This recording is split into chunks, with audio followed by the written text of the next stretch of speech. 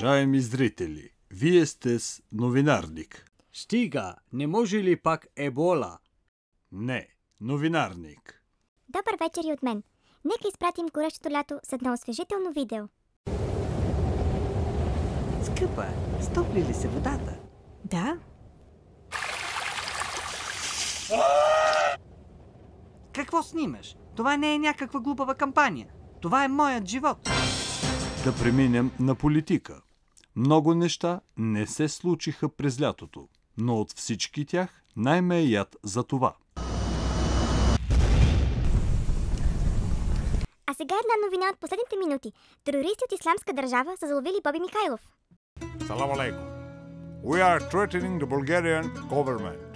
If you don't fulfill our requirements, this prisoner will be... Allah, Allah, Allah! He's gone, he's gone! Представяме ви новата ни рубрика «Истинската причина за смъртта на». Днес нейн герой е Мартин Лутър Кинг.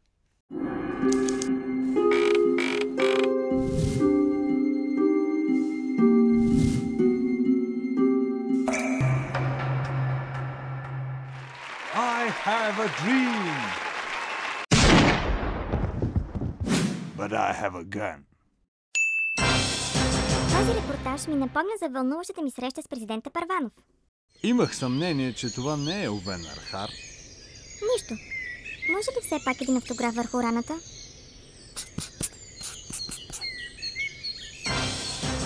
А сега останете с времето.